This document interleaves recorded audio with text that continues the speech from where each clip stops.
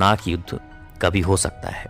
इसीलिए प्रथम विश्व युद्ध का नाम द ग्रेट वार दिया गया था।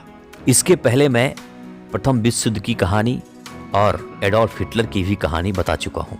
अगर आपने वो वीडियो नहीं देखा है, जिसका लिंक मैं डिस्क्रिप्शन में दे दिया हूँ, आप उसे भी देख सकते हो, क्योंकि द्वितीय विश्व युद्ध का सबसे बड़ा कारण ही प्रथम विश्व युद्ध था। प्रथम विश्व युद्ध में जर्मनी की बुरी तरह हार हुई थी और जर्मनी की तरफ से उसकी सेना में एडोल्फ हिटलर भी लड़ रहा था और यह हार उसे स्वीकार नहीं था और वही कारण बना द्वितीय विश्व युद्ध का। द्वितीय विश्व युद्ध को ग्लोबल वार या फिर टोटल वार भी कहा जाता है। यह युद्ध 1 सितंबर 1939 से लेकर अगस्त 1945 तक लड़ा गया था। कुछ इतिहासकार इसे 1937 से ही इसकी शुरुआत मानते हैं, क्योंकि सिनो जापानीज वार 1937 में लड़ा गया था। सिनो जापानीज मतलब चाइना और जापान के बीच भयानक युद्ध। वर्ल्ड वार 2 में लगभग कुल 7 से 8 करोड़ लोग मारे गए थे, जिसमें से 5 करोड़ आम नागरिक थे, जबकि सिर्फ 3 करोड़ ही सोल्जर्स थे। इसीलिए इस युद्ध को ग्लोबल वार या फिर टोटल वार कहा गया। इस युद्ध में दुनिया 2 ग्रुपों में बटी हुई थी। एक थी एलाइज पावर और दूसरी एक्सिस पावर।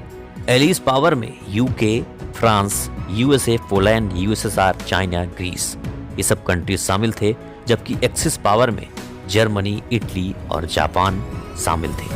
आप मैप के जरिए ये देख सकते हो कि एलाइज पावर में जो ग्रीन कलर का दिख रहा है आपको, वो सारे एलीट पावर में ही आते हैं, और एक्सिस पावर में रेड कलर का दिखने वाला सभी एक्सिस पावर में आते हैं।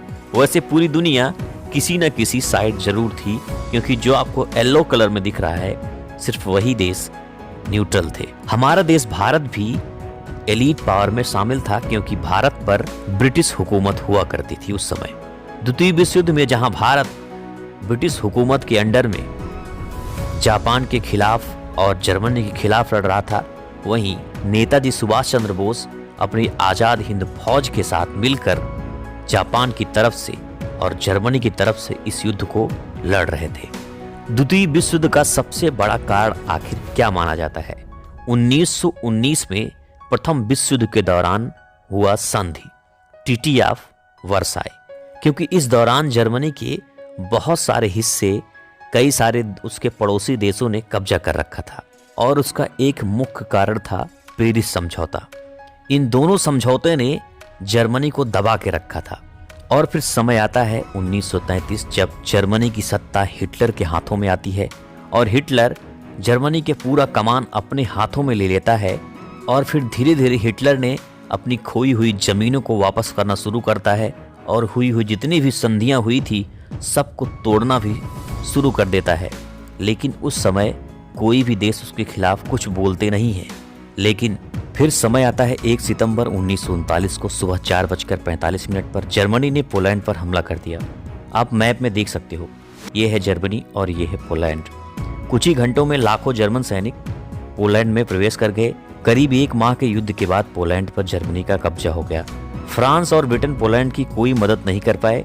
आप देख सकते हो, ये है फ्रांस और ये इधर यूनाइटेड किंगडम मतलब ब्रिटेन मौजूद है।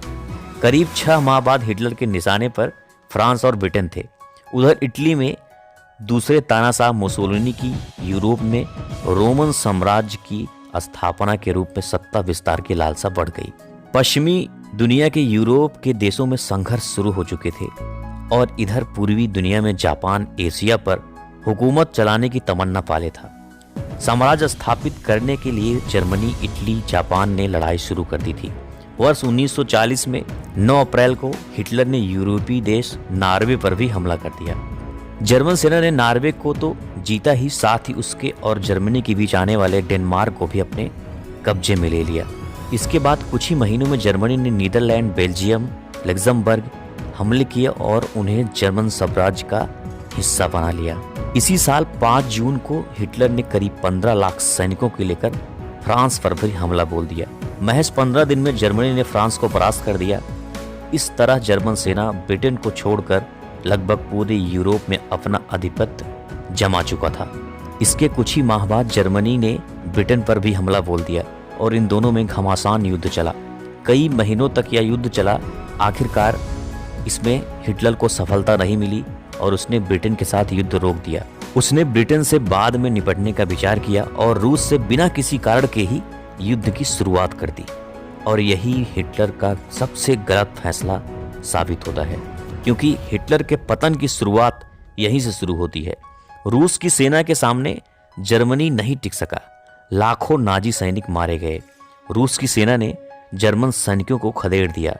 इसके बाद जर्मनी ने अमेरिका के साथ युद्ध की घोषणा कर दी, जबकि अमेरिका और जर्मनी के बीच कोई दुश्मनी थी ही नहीं।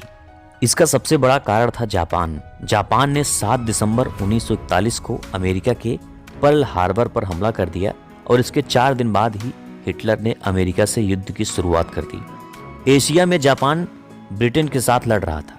जर्मनी का अमेरिका से युद्ध करना बहुत ही घातक साबित हुआ। 6 जून 1944 को अमेरिका, ब्रिटेन और अन्य मित्र देशों ने मिलकर अपनी सेना यूरोप में घुसा दी, जर्मनी पर हमला कर दिया। इससे पहले 1943 में ही इस सेना ने इटली पर भी कब्जा जमा लिया और वहां के तानाशाह मुसोलिनी को भी पकड़ लिया। कई माह चले इस युद्ध में जर्मनी पस्त हो गया। जर्मनी की हार और तानाशाह हिटलर का अंत तय हो चुका था। 30 अप्रैल 1945 को हिटलर ने खुद को गोली मारकर खुदकुशी कर ली। हालांकि हिटलर की मौत को लेकर अब भी एक रहस्य माना जाता है। हिटलर के अंत के साथ जर्मनी की हार हो गई और यूरोप में दूसरा विश्व युद्ध समाप्त हो चुका था।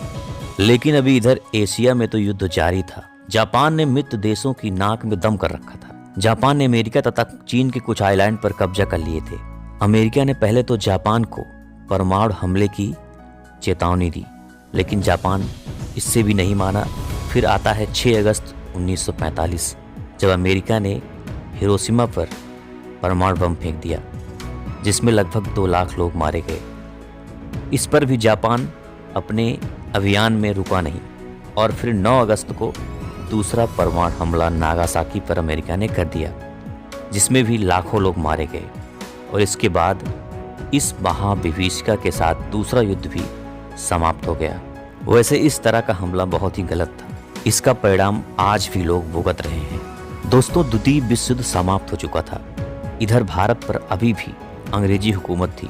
ब्रिटेन यहाँ से भारत को कंट्रोल करता था और द्वितीय विश्व युद्ध के साथ जापान का पतन और उसके साथ साथ नेताजी सुभाष चंद्र बोस भी 18 अगस्त 1945 को लापता होने की खबर आ जाती है। लेकिन ब्रिटेन इतना कमजोर हो चुका था, वो ज़्यादा दिनों तक अब भारत को अपने कंट्रोल में नहीं रख सकता था और द्वितीय विश्व युद्ध भारत की आज़ादी का सबसे बड़ा कारण भी था।